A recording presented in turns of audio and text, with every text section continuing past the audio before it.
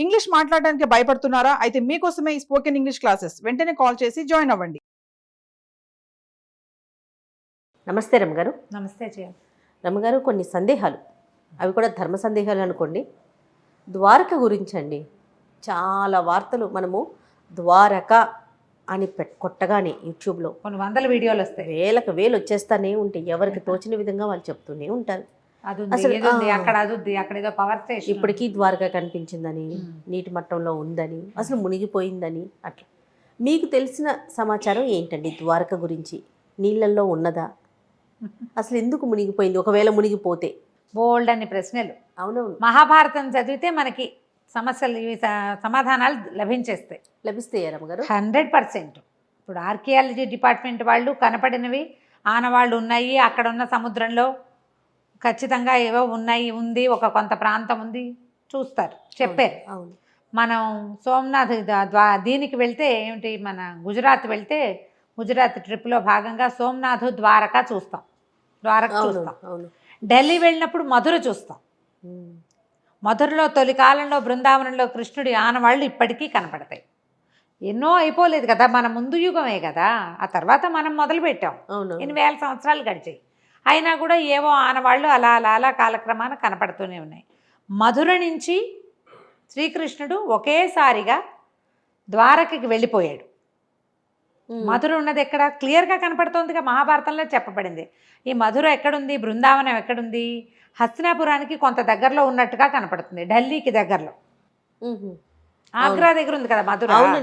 అక్కడి నుంచి అక్కడ ఒక చిన్న పల్లెటూరులో ఉన్న వాళ్ళు యుద్ధాలు జరిగి, అతని పేరేమిటి, మన జరాసంధుడు, కంసుడి మామగారైన జరాసంధుడు ఎన్నిసార్లో యుద్ధం చేశాడు వీళ్ళతోటి. ఎప్పటికప్పుడు యుద్ధానికి వచ్చేవాడు, అల్లుడిని చంపారన్న కక్షతోటి. అల్లుడు చేసిన వెధవ పనులు అవేం లెక్కలేదు, కృష్ణుడి మీద పగ. ఇది కృష్ణుడు కాదు, భగవంతుడి మీద పగ. ఆ పగతోటే ఇది వచ్చాడు. ఇక విసుగు పుట్టి వెళ్ళిపోయాడు. యుద్ధం నుంచి పారిపోయారు వాళ్ళు. ఆ పారిపోయి ఈ ద్వారక సముద్ర తీరానికి యువతల వైపున ఒక చోట ఆగాడు. అక్కడ ఒక దేవాలయం ఉంది, మూల్ ద్వారక అంటారు. నేను వెళ్ళే, అందుకని క్లియర్గా చెప్తున్నా. రణ్ఛోడ్ రాయ్ అక్కడ ఉన్న దైవం పేరు, కృష్ణుడి పేరు. రణము వదిలిపెట్టి వచ్చినటువంటి కృష్ణుడు, అంటే యుద్ధాన్ని వదిలిపెట్టి వచ్చేసాడు. రణ్ఛోడ్ దాస్ పేరు విన్నాం మనం, అదే ఆ రణ్ఛోడ్ అంటే ఏమిటంటే రణమును వదిలిపెట్టిన, యుద్ధాన్ని వదిలిపెట్టిన భగవంతుడు. ఇక తన జనం నలిగిపోవడం సహించలేక వచ్చేసాడు ఇక్కడికి. ఈ మూల ద్వారకలో కనపడతాడు. అక్కడి నుంచి ద్వారక మనకి కనిపిస్తుంది. ద్వారకలో దేవాలయము అవన్నీ ఉన్నాయి. అయితే ఈ సముద్రానికి యువతల ఉన్నది కాకుండా విశ్వకర్మతోటి సముద్రం లోపల ఒక మహాద్భుతమైన నగరం ఇవుందాయని, ఐలాండ్స్ ఉంటే దాని మీద నగరాన్ని నిర్మింప చేసుకున్నాడు కృష్ణుడు తమ వాళ్ళ కోసం. యాదవులు, అంధకులు, వృష్టి, ఇలా రకరకాల జాతులు ఉన్నాయి వాళ్ళల్లోనే. వీళ్ళందరికీ కలిపి ఒక ప్లేస్ని ఏర్పరిచాడు. తను అన్న యుద్ధం చేస్తూ జరాసంధుడిని కొండ మీదకి పైకి తీసుకెళ్ళి అక్కడి నుంచి ఇద్దరు మాయమైపోయారు, అన్న తమ్ముడు ఇద్దరు మాయమైపోయారు. అతను వెతుక్కున్నాడు కానీ వాళ్ళు అక్కడి నుంచి వదిలేసి ఇక్కడికి వచ్చేసారు. మొత్తం పరివారాన్ని అంతా రోడ్డు మీద నడిపించి తీసుకొచ్చాడని చెప్పాల మహాభారతంలో. అక్కడ మాయమై ఇక్కడ ప్రత్యక్షం అయ్యేలాగా చేశాడని చెప్తారు. ఇప్పుడు మహాభారతం లేదు, అవన్నీ కథలంటే అంటావు. మరి ద్వారక ఉందిగా, అప్పుడు మధుర ఉంది కదా, హస్తినాపురం ఉంది, కురుక్షేత్రం ఉంది, అన్నీ ఉన్నాయే. మహాభారతాన్ని లేదని ఎలా అంటాం మనం? అంతే కదా, అనడానికి వీల్లేదు. అస్సలు భగవద్గీత ఉంది, మహాభారతం వల్ల వచ్చిన భగవద్గీత కూడా ఉంది. ఇవి మొత్తానికి ఇక్కడికి వచ్చేసారు. ఇది లోపల, సముద్రం లోపల బ్రహ్మాండమైన నగరాన్ని నిర్మించారు. విశ్వకర్మ నిర్మించాడు ఆ నగరాన్ని అని చెప్తారు. మళ్ళీ దీనికి, ఈ ప్రాంతానికి రాజు ఒకరు ఇలా ఏర్పాటుగా కూడా చేసుకున్నారు. కృష్ణుడు పరివారం మొత్తం, ఆయన అష్టభార్యలు, అన్న యొక్క సంసారము, కుమారులు, మనవలు అంతా అక్కడ ఉన్నారు. మొత్తం అది చాలా పెద్ద సామ్రాజ్యం. సముద్రంలో ద్వారకా నగరం సముద్రంలో నిర్మించారు. భేట్ ద్వారక అంటారు దాన్ని. ఇప్పుడు కూడా మనం ఈ ద్వారకలో శ్రీకృష్ణ మందిరం చూశాక ఆ సముద్రంలో కాసేపు ప్రయాణం చేస్తే ఆ లోపల ఉన్న ఐలాండ్లోకి వెళ్తాం. నేను వెళ్ళాను అక్కడికి, చాలామంది వెళ్తారు. ద్వారకా మనం చూడడానికి వెళ్తే మనం అక్కడి నుంచి లోపలికి వెళ్ళొచ్చు. ఆహా. అవే లోపల ద్వారకకి కనుక వెళ్తే ఏంటంటే సముద్రం మీదే వెళ్తాం. బోల్డ్ అని పక్షులు ఇలా కొంగలు మన వెనకాల పడుతుంటాయి తిండి కోసం. ఎంత వస్తాయో, భలే గొప్పగా ఉంటుంది. ఆ, ఈసారి వెళ్తే ఫోటోలు బాగా తీసుకొస్తాయి. ఎన్నేళ్ళు అయింది, ఫోటోలు ఎక్కువ లేవు. తప్పకుండా. ఓకే. అయితే ఈ వెళ్ళి లోపలికి వెళ్తే మనకు అక్కడ కొంత దేవాలయం, ఐలాండ్ కొంత అనుకుంటా. ఐలాండ్ లాగా ఉంది, కొంత స్థలము అవి కనిపిస్తాయి. కోటలు అట్లా ఏమైనా కనిపిస్తాయి? ఏదో పడిపోయినట్టుగా సుమారుగా ఉంటుంది. ఇంకా లోపల చాలా ఉందట, ఏదో కొంత దొరికింది. ఈ మన భూమి తాలూకు ఈ రకరకాలు వచ్చినాయి కదా మనకి, సునామీలు అవి ఇవి వచ్చి సముద్రంలో హెచ్చు తగ్గులు వచ్చి క్రమంగా కొంచెం బయటపడింది. ఇప్పటికీ ఏవో చూస్తూ వెతుకుతూనే ఉంటారు, ఏమిటేమిటో దొరుకుతూనే ఉంటారు. దీనికి మూల గాథ మనకి ఎక్కడ దొరుకుతుందంటే, ఇది ఇప్పుడు నా సొంత మాటలు కావుగా, ఉన్నదే చరిత్ర పుస్తకంలో ఉన్నదే. మహాభారతంలోని లాస్ట్ బట్ వన్ పర్వం, మౌసల పర్వం దాని పేరు. 18 పర్వాలు మహాభారతం. 17వ పర్వం అయినటువంటి మౌసల పర్వంలోనే ఈ గాథ కనిపిస్తుంది. ఇది శ్రీకృష్ణుడు శాపగ్రస్తమైన యదువంశంలో పుట్టాడని చెప్పుకుంటాం మనం. ఆసక్తి ఉన్న వాళ్ళు మౌసల పర్వం తీసుకుని దాని తెలుగు అర్థమో ఇంగ్లీష్ అర్థమో దొరికితే చదువుకోవచ్చు. మౌసల పర్వంలో మహాభారత యుద్ధం ముగిసిన తర్వాత 35 సంవత్సరాలు గడిచాక ధర్మరాజుకి కొన్ని అపశకునాలు కనిపించడం మొదలుపెట్టాయి. గాలి వచ్చి రాళ్ళు కూడా ఎగిరి పడేవట. ఏదో దుశ్శకునాలు కనిపించేవి. ఆయన చాలా భయపడ్డాడు, ఇట్లా ఎందుకు జరుగుతోంది అని. ఏదో ఒక మాదిరి దుశ్శకునం కాకుండా రోజుల తరబడి అవి కనపడుతుండేవి. జంఝామారుతాలు వచ్చేవి, రాళ్ళు కూడా లేచిపోయేవి, సూర్యుడు చంద్రుడు చుట్టూతా గుడిగట్టినట్టుగా కనపడేది, వికృతమైన ముఖాల్లాగా కనిపించేవి, ఆకాశంలో మబ్బులు. ఏదో జరుగుతోందని భావించాడు ఆయన. ఏదో జరగబోతోంది అంటే 18 లక్షల అక్షౌహిణులు, అదే 18 అక్షౌహిణుల సైన్యం ఇంతమంది చచ్చిపోయారు మహాభారత యుద్ధంలో. దానికంటే కూడా ఇంకా విపరీతం ఏదో జరగబోతున్నట్టు అనిపించేది. అది యుద్ధం కదా, అది ఇంతమంది కలిసి అటు కొంతమంది ఇటు కొంతమంది మోహరించి కొట్టుకున్నారు, ఏదో ఒక దానికోసం పోరాడారు. ఇది అట్లా లేదు, ఇది ప్రపంచానికే ఏదో ముప్పు వస్తున్నట్టుగా కనపడింది. చాలా భయపడుతూ ఉన్నాడు. ఇలాంటివే మనకి మధురలో, అది ద్వారకలో కూడా కనిపించేబట. ఇంతలో ఏమైందంటే, కొంతమంది ఋషులు ద్వారకలో తపస్సు చేసుకోవడానికి ఆ ప్రాంతానికి వెళ్ళారు. రైవతకాద్రి అని ఒక పర్వతం ఉందట ద్వారకలో. ఆ రైవతకాద్రి మీద తపస్సు చేసుకోవడానికి వెళ్ళారు. విశ్వామిత్రుడు, కణ్వుడు, నారదుడు ఇలాంటి వాళ్ళు కొంతమంది తపస్సు చేసుకోవడానికి వెళ్తే, ఈ యాదవుల్లో కొంతమంది చాలా ఉత్సాహంగా ఏం చేశారు, వాళ్ళల్లో ఒకడైనటువంటి సాంబుడికి స్త్రీ వేషం వేసి వాళ్ళ దగ్గరికి తీసుకెళ్ళి ఫలానా వాడి భార్య బభ్రువు భార్య మగపిల్లాడు పుడితే బాగుంటుందని బభ్రువు అనుకుంటున్నాడు, ఏ పిల్ల పుడుతుందో చెప్పమన్నారు. గర్భవతిని తీసుకెళ్ళి, ఆ గర్భవతి ఎవరు, ఆడవేషంలో ఉన్న సాంబుడు. ఋషులు కోపించి శపించారట, పుడుతుంది వీడి కడుపును ముసలం పుడుతుందని శపించారు. రోకలి, ముసలం అంటే రోకలి పుడుతుందని శపించారు. శపించేసరికల్లా ఇది సంగతి తెలిసిపోయింది, వచ్చేసింది బయటికి. ఋషులు కోపం వచ్చిందని ఇదని కృష్ణుడికి తెలుసు. సరే ఇది జరగాల్సే ఉంది, ఆయనకి తెలుసు. అందుకని ఈ శాపాన్ని మార్చడానికి కానీ ఏదైనా చేయడానికి కానీ ఆయన హెచ్చరించాల. ఎలా జరగాలంటే అలా జరగనిద్దామని వదిలిపెట్టేశాడు. యదువంశం నాశనం కావాల్సిందే, యుగధర్మం ఈ యుగం ముగిసింది. తను ఎందుకు వచ్చాడో ఆ పని, ధర్మ సంస్థాపన పూర్తయిపోయింది. తను వెళ్ళిపోవాలి, తను కూడా వెళ్ళిపోవాలి వెనక్కి, వీళ్ళందరినీ కూడా కలిపేయాలి సముద్రంలో. దానికి ఆది ఇది ముసలం పుట్టింది. అలాంటి పదం మనం ఒక వాడకం వింటుంటాము, ఆ ముసలం ఇది. వాడి కడుపు చీల్చుకుని బయటకు వచ్చిందట ముసలం. వస్తే అప్పుడు అక్కడ రాజుగా ఉన్నటువంటి ఆ ప్రాంతానికి, అంటే ఇది చాలా పెద్దది కదా, ఇది ఒక చిన్న ఊరు కాదు, అది కొన్ని రాజ్యాల సమాహారంగా ఉంది. అయితే ఆ ప్రాంతానికి రాజుగా ఉన్న ఆహకుడు ఏం చేశాడు, ఆ పుట్టిన ముసలాన్ని అరగదీయించి చూర్ణం చేసి సముద్రంలో కల్పించేశాడు. అరగదీశాడు దాన్ని. ఇనప రజన్ లాంటిది వచ్చింది, ఆ రజన్ అంతా సముద్రంలో కల్పించేశాడు. అంత ములుకు లాంటిది మిగిలింది, దాన్ని పారేశారు అరగదీయలేక.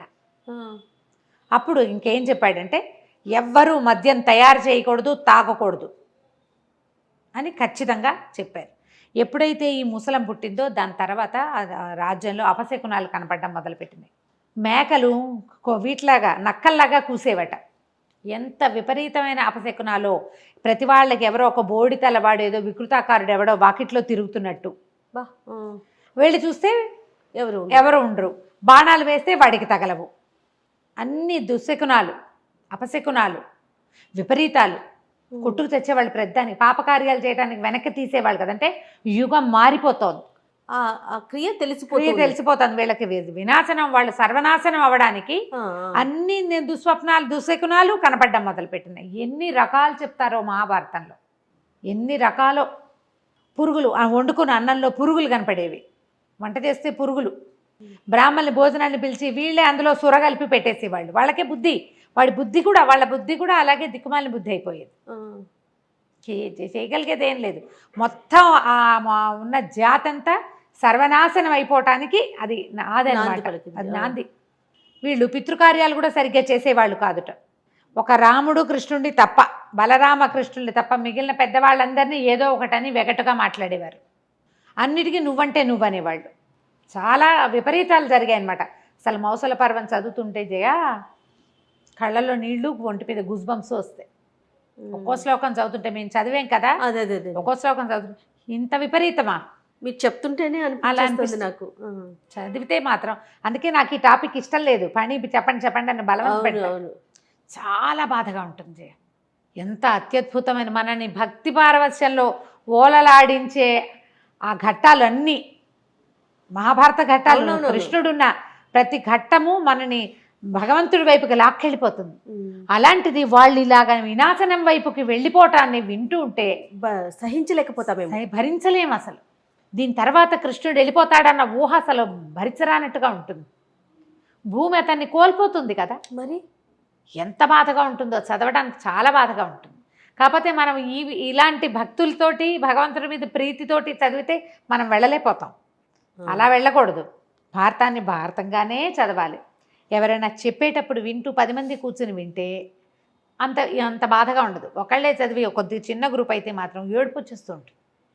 ఇళ్లలో రోజు శంఖనాదం చేస్తే, శంఖనాదం చేయగానే గాడిదలు ఓండర్ పెట్టేవిట ఆ సౌండ్ వినేసరికి. అక్కడి నుంచి శ్రీకృష్ణుడికి దివ్య రథం ఒకటి ఉంది.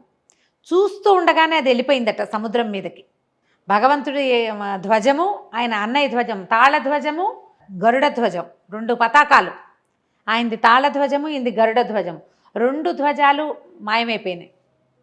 శ్రీకృష్ణుడికి అగ్నిదేవుడు ఇచ్చిన సుదర్శన చక్రాయుధం ఇలా తిరుగుతూ వలయాలుగా ఆకాశంలోకి వెళ్ళిపోయింది. ఆయన కూడా వెళ్ళిపోతాడు. అది ఆయన వెళ్ళిపోయే ముందు ఆయనతో ఉన్న సమూహం అంతా వెళ్ళిపోవటమే. ఆయన వచ్చిన పని అయిపోయింది. ఇంకా తీర్థయాత్రలకు వెళ్ళండి అని ఒక ఘోషగా వినపడేదట. సరే, వీళ్ళంతా ఏం చేశారు? వీళ్ళందరూ, కృష్ణుడు కూడా అందరినీ సముద్ర తీరానికి యాత్రలకు వెళ్ళమని చెప్పాడట.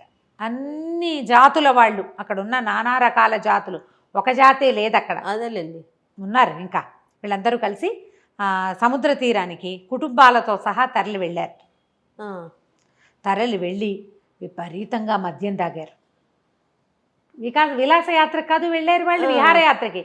చెప్పింది ఏమిటి? ఆజ్ఞ, తీర్థయాత్ర అని ఆజ్ఞ వస్తే వీళ్ళు దాన్ని విలాసయాత్ర చేసుకున్నారు, వినోదయాత్ర చేశారు, తాగేశారు బాగా. అసలు మద్యమే తాగొద్దని చెప్తే మనం ఆ రాజాజ్ఞని ఉల్లంఘించడమే.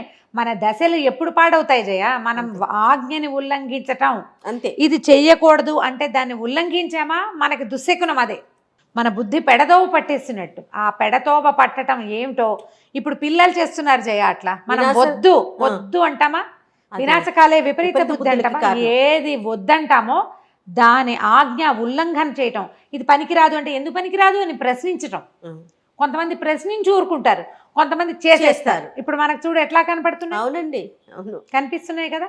అక్కడి నుంచి వీళ్ళు కొంతమంది కూర్చుంటే కృతవర్మ ఉన్నాడు. కృతవర్మ ఎవరు?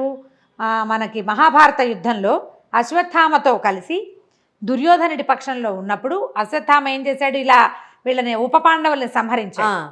ఈ తాగేసేసరికల్లా ఎక్కడెక్కడి మాటల్లో పుడతాయి కదా, ఎక్కడవో గుర్తొస్తాయి. కృతవర్మని దుర్మార్గుడా, నువ్వు పడుకున్న వాళ్ళని, నిద్రపోయే వాళ్ళు, మరణించిన వాళ్ళతో సమానం, వాళ్ళని చంపేయటానికి వాడు వెళ్తే వాడు వెనకాల పడి నువ్వు పోయావని ఆయన అన్నాడు. కృతవర్మ చిన్నవాడు కాదు, చాలా పెద్దవాడు. మరి యుగాలు దాటిపోయినాయి కదా. చాలా పెద్దవాడు. ఇక అనేసరికల్లా ఆయన కూడా ఊరుకోవాలి, నువ్వు ఫలానా వాడిని నువ్వు కొట్టలేదా అనే. ఇద్దరు ఒకళ్ళనొకళ్ళు కొట్టుకున్నారు. దాంట్లో ఈ ఉద్రేకపడిన వాళ్ళలో ప్రద్యుమ్నుడు శ్రీకృష్ణుని కుమారుడు, ఓ యుయుధానుడు ప్రద్యుమ్నుడు కృష్ణుడి కుమారుడు కదా, వీళ్ళిద్దరు మాట్లాడారు. ఊరుకోలే వాళ్ళు, రెచ్చిపోతున్నారనమాట. అక్కడి శ్రీకృష్ణుడి సోదరుడైన సాత్యకి ఒక వాదన వచ్చింది. ఇంకా ఏవేవేవో మాటలు పుట్టినాయి, ఏవేవో. తర్వాత ఏమో ఈ మన అది ఉంది కదా మన సెమంతకమణి పేరు వచ్చింది. అప్పుడు అది పోవటము, అది దొరకటము, దాని గురించి మాట్లాడితే సత్యభామ వచ్చి ఆ మణి జ్ఞాపకం చేసుకుని ఆవిడ వచ్చి దుఃఖించి వెళ్ళింది. ఇలా హడావిడిగా ఉన్న కొట్లాడుకుంటుంటే మధ్యలో ఆడాళ్ళు కూడా వస్తే ఇంకా ఎలా అవుతుంది? ఈ మాటలు పెరిగేసరికల్లా సాత్యకి కృష్ణుడు అక్కడ ఉండగానే కత్తి తీసి కృతవర్మని ఖండించేశాడు. వాళ్ళు ఊరుకోలే, వాళ్ళు యుద్ధం, వీళ్ళు యుద్ధం, యుద్ధం యుద్ధం యుద్ధం మామూలు యుద్ధంగా లేదు. అక్కడి నుంచి ఒక రకమైన గడ్డి పెరిగింది అక్కడ. ఆ గడ్డి ఎందుకు పెరిగింది? ఆ సముద్ర తీరంలో వీళ్ళు ఇనప రజాన్ని కలిపేశారు కదా సముద్రంలో, అది ఒడ్డుకు కొట్టుకొచ్చి తుంగ, ఒక రకమైన గడ్డి అది. ఆ ఒక్క తుంగ మొక్క చేత్తో పుచ్చుకోగానే ఒక ముసలం కింద తయారైంది అది. అలాంటివి అవన్నీ ఎన్నున్నాయి అక్కడ. మరి ఎంత రజను ఆ సముద్రంలో కలిసిపోయింది. ఈ అక్కడి నుంచి యుద్ధం వీళ్ళు పెరిగింది, ఒకళ్ళనొకళ్ళు కొట్టుకోవడం మొదలుపెట్టారు. వీళ్ళు ఇక కృష్ణుడు ఇంకా ఆగలేక ఆయన ఏం చేశాడు, చేతికి అందిన గడ్డి పరకలని ఇట్లా మెలిపెట్టి లాగితే అవి ఒక ముసలంగా, భయంకరమైన ముసలంగా తయారైనాయి. ఆయన చేతికి అందిన వాళ్ళని, కొట్లాడుకుంటున్న వాళ్ళని కొట్టే. ఇక కొంతమంది మరణించారు. వాళ్ళు ఎడాపెడా యుద్ధం చేశారు. ఇక వాళ్ళల్లో వాళ్ళు కొట్టుకుని అట్లా కొట్లాట ముదిరిపోయి మరణాలే. ఇంకా ఆడవాళ్ళు పిల్లలు పారిపోయారు. ఈ మగవాళ్లే ఇక్కడ ఉన్నారు. ఉన్న ఆడవాళ్ళంతా నగరం వైపుకి పరిగెత్తేశారు యుద్ధం జరుగుతోందని. కొట్టుకున్నారు. ఇక మిగిలింది ఎవరు? అన్న తమ్ముడు, అంతే. ఇక ఇక్కడ పెద్దగా ఎవరు మిగల్ల. యదువంశంలో పుట్టిన వాళ్ళందరూ వెళ్ళిపోయారు. శ్రీకృష్ణుడు అర్జునుడికి కబురు చేశాడు రమ్మని. వీళ్ళకి కబురు వెళ్ళిపోయింది. ఇక్కడ ఏదో దారుకుడు, వీళ్ళ రథసారథి. ఈ దారుకుడి పేరు మీకు జ్ఞాపకం ఉంటుంది, మాయాబజార్లో వింటాం, దారుక అని. శ్రీకృష్ణుడి రథసారథి దారుకుడు. ఓ బళి బళి బళి బళి దేవా అని పాట పాడిన ఒక క్యారెక్టర్, అది దారుకుడి క్యారెక్టర్, కృష్ణుడి యొక్క రథసారథి. అతను హస్తినాపురానికి వెళ్ళి ఇక్కడ ఇట్లా చాలా ఇదిగా ఉందని, ఏదో ఉపద్రవం జరగబోతున్నట్టు ఉన్నదని, నిన్ను కృష్ణుడు రమ్మంటున్నాడని చెప్పాడు. అర్జునుడు వెనక్కి వచ్చేసరికల్లా ఏముంది ఇక్కడ? అది ఏమీ లేదు, అంతా కొట్లాటలు. బలరాములే మిగిలారు. పెద్దగా మిగిలింది ఎవరు లేరు. దారుకుడే చెప్పాడు, నువ్వు రాముడు ఎక్కడున్నాడో వెతుకుదాము పద అని చెప్పి. బభ్రువు కూడా వీళ్ళతో పాటు ఉన్నాడు. అయితే బభ్రువు, నేను వెళ్ళు రాజ్యానికి వెళ్ళి స్త్రీలను రక్షించమని చెప్పేసరికల్లా ఎవడో ఒక వ్యాధుడు వేసిన ముసలం తగిలి బభ్రువు కూడా మరణించాడు. దారుకుడేమో అక్కడికి వెళ్ళాడు హస్తినాపురానికి. ఈ కృష్ణుడు వీళ్ళు వెతుకుతూ వెళ్తే ఆయన చెట్టు కింద అలా ఆలోచిస్తూ కూర్చుని ఉన్నట్ట బలరాముడు. ఆయన యుద్ధం చేయలే. కురుక్షేత్ర యుద్ధంలోనూ ఆయన పాల్పంచుకోలే. ఇక్కడ కూడా ఆయన ఎవరిని చంపినట్టు కనపడదు, కృష్ణుడే సంహరించినట్టుగా కనిపిస్తుంది. ఇంకా నిశేషంగా ఎవరెవరు పాప పంకిలంలో కొట్టుకుపోతున్నారో వాళ్ళందరినీ ఈయన చేత్తో కొంతమందిని సంపించాడు, కొంతమందిని చంపాడు కృష్ణుడు, అంతే. అక్కడి నుంచి నేను వెళ్ళి నగరానికి వెళ్ళి స్త్రీల రక్షణకి ఏర్పాటు చేసి వస్తాను. స్త్రీలు బాలురు పిల్లలు ఉన్నారు. దారుకా నువ్వు వెళ్ళి ధనుంజయుడిని పిలుచుకురా అని చెప్పి అన్న నువ్వు ఇక్కడే ఉండమన్నాడు. శ్రీకృష్ణుడు వెనక్కి వెళ్ళి రాజ్యంలోకి వెళ్ళి అందరూ స్త్రీలు ఏడుస్తూ ఎదురొస్తే తండ్రికి వాసుదేవుడు జీవించే ఉన్నాడు. ఈయన తండ్రి వాసుదేవుడు అనకూడదు, వసుదేవుడు జీవించే ఉన్నాడు. ఆయన చెప్పాడు, అంతా అయిపోయింది, జరగవలసిందే జరుగుతోంది, నువ్వు ధైర్యంగా ఉండు, వీళ్ళతో పాటు ఉండు. ధనుంజయుడు వచ్చి స్త్రీలని బాలుడిని రక్షిస్తాడు, నేను అన్న దగ్గరికి వెళ్తానని వెనక్కి తిరిగి వెళ్ళాడు. ఇది సముద్ర తీరం అని చెప్తారు కదా, ప్రభాస తీర్థం అని చెప్తారు ఆ ప్రాంతానికి. అది ఇంచుమించుగా సోమనాథ్కి దగ్గర. అదంతా సముద్రమే కదా లైన్ అంతా. అయితే ఈయన వెళ్ళేసరికల్లా యోగ ముద్రలో ఉన్నాడు బలరాముడు. ఆయన ముఖం నుంచి 1000 తలల నాగు లేచి సముద్రంలోకి ప్రయాణిస్తుందట. అది చూశాడు కృష్ణుడు. అంటే ఇంకా ఆయన కూడా వెళ్ళిపోయాడు. ఆయన బయలుదేరి వెళ్ళిపోయాడు. సముద్రంలోకి వెళ్తే ఆయన సోదరులైన తక్షకుడు, అనంతుడు, తక్షకుడు, వాసుకి వీళ్ళంతా కలిసి ఆయన్ని స్వాగతించి ఆయన లోపల తీసుకెళ్ళిపోయారు. శరీరం ఉండిపోయింది. కృష్ణుడు కూడా ఇంకా చివరికి వచ్చేసిందని భావించి సేన పడుకుని యోగంతో శరీర అవయవాలన్నింటినీ బంధించి అట్లా పడుకుని ఉన్నాడు. శరీరాన్ని వదిలిపెట్టేందుకు సిద్ధపడుతున్నాడు. అయితే ఏమైంది, దూరం నుంచి ఒక వ్యాధుడు ఒకడు లేడిగా భావించి శ్రీకృష్ణుడి వేలిని బాణంతో కొట్టాడట. ఆయన పడుకున్నాడు, శరీరాలు అవయవాలన్నీ బిగించుకున్నాడు, కొంచెం బొటన వేలు అట్లా కదులుతోంది. కృష్ణుడి పాదాలట ఎలా ఉంటాయంటే ఎర్రగా ఉంటుంది అడుగు భాగం, పై భాగం నీలంగా ఉంటుంది, నలుపు. అది దూరం నుంచి చూస్తే ఎట్లా కనపడింది అంటే ఒక లేడి కన్ను, లేడి యొక్క కదలికలాగా కనపడింది అతనికి. లేడి ఉందని బాణంతో కొట్టాడు. ఆ బాణానికి బొటన వేలికి, కాలి బొటన వేలికి. ఆ కొట్టింది దేనితోటి అతను ఆ ప్రాంతంలో తిరుగుతుంటే అతనికి ఒక చిన్న ములుకు లాంటిది దొరికింది. ఓహో, ఆ ముసల మరగదీశారు చూడు, దాని ముక్కు అని చెప్తారు. వేలికి తగిలింది. లేడి పడిపోయి ఉంటుందని భావించి వ్యాధుడు పరిగెత్తుకుంటూ వచ్చాడు. వస్తే పీతాంబరధారి శేషశయనంలో పడుకోవాల్సిన వాడు ఇసుకలో నేల మీద పడుకున్న భగవంతుడిని చూసే సకాలు నిర్కాంతపోయాడు. పరిపరి విధాల దుఃఖించాడట. ఆయన జరగాల్సిందే జరిగింది, నువ్వు దుఃఖించొద్దని చెప్పి భగవంతుడు తన దారిని తన శరీరాన్ని వదిలిపెట్టి వెళ్ళిపోయాడు. ఆయన ఇట్లా పైకి లేచి వెళ్ళేసరికి శంఖచక్రాలు ఆయన్ని చేరుకున్నాయి. బ్రహ్మాది దేవతలందరూ ఆయన్ని స్వాగతిస్తూ వైకుంఠానికి తీసుకెళ్ళిపోయారు. దారుకుడు అర్జునుని పిల్ల తీసుకురావడానికి వెళ్ళాడు కదా, వాడు పరిగెత్తుకుంటూ వచ్చాడు ఆఘ మేఘాల మీద. వచ్చి ఏముంది వెతుక్కుంటూ వచ్చి ముందు ద్వారకా నగరంలోకి వెళ్ళాడు. స్త్రీలంతా ఏడుపులతోటి దద్దరిల్లిపోతుంది నగరం అంతా. పిల్లలు, చిన్నపిల్లలు, ప్రద్యుమ్నుడు లేడు, అనిరుద్ధుడు లేడు, ఇంకో వీడు లేడు, బభ్రువు లేడు, ఎవ్వరూ లేరు, వాడు యూధానుడు లేడు, సమస్తమైన వాళ్ళు అందరూ సాత్యకితో సహా తరలిపోయారు. వసుదేవుడు ఉన్నాడు, వృద్ధుడు. ఆ వసుదేవుడు వీళ్ళకి సొంత మేనమామ కదా, కుంతీదేవి అన్నదమ్ముడు. సరే ఏం చేస్తాం, జరిగింది జరగబోయేది, చేయగలిగేది ఏమీ లేదు, వీళ్ళని నేను రక్షిస్తాను, తీసుకెళ్తాను అని చెప్పాడు. ఆయన ప్రాణం వదిలేశాడు వసుదేవుడు. అర్జునుడు వచ్చేదాకా వెయిట్ చేశాడు. ఆయనకి కార్యాలు చేసి అక్కడి నుంచి వీళ్ళ శరీరాలు వెతుక్కుంటూ వెళ్ళి పడి ఉన్నటువంటి మొత్తం వీళ్ళందరికీ, యాదవులందరికీ కూడా అతనే తర్వాత అంత్యక్రియలు అర్జునుడే చేశాడు. బలరామకృష్ణుల్ని వెతుక్కుంటూ వెళ్ళి దొరికిన వారి పార్థివ శరీరాలు రెండింటికి అంత్యక్రియలు చేశాడు. ఓకే, అర్జునుడే చేశాడు. అంత్యక్రియలు కూడా చేశారు అని మనకి చెప్తూ ఉంది మహాభారతంలో, మౌసల పర్వంలో ఉంది. తర్వాత వీళ్ళందరినీ పుచ్చుకొని బయలుదేరితే ఈ వీళ్ళతో యుద్ధంలో అక్కడి నుంచి వ్యాధులు కొంతమంది బతికిపోయిన వాళ్ళు ఉన్నారు. యదువంశం కదా పూర్తిగా నాశనమైంది. వాళ్ళలో మిగిలిన వాళ్ళు కొంతమంది చచ్చిపోయినా కొంతమంది వెంటపడ్డారు. దస్యులు, దొంగలు అంటారు, దొంగలు కొంతమంది వీళ్ళ వెనకాల పడి ఆడవాళ్ళని వాళ్ళని వీళ్ళని లాక్కెళ్ళిపోవటం, పిల్లల్ని లాక్కెళ్ళిపోవటం, కొంతమందిని బలవంతంగా లాక్కెళ్ళిపోయారు. కొంతమంది ఆడవాళ్ళు ఇంకేమీ దిక్కులేదని వాళ్ళ వెనకాల పడిపోయారు. మిగిలిన వాళ్ళని రక్షించుకుంటూ తీసుకెళ్ళాడు. అయితే అర్జునుడు ఒకడు అంటే ఆయన ఒక్కడే కాదుగా, ఆయనతో పాటు సైన్యం వచ్చింది కదా, అందరూ వచ్చారు వాళ్ళందరూ కలిసి.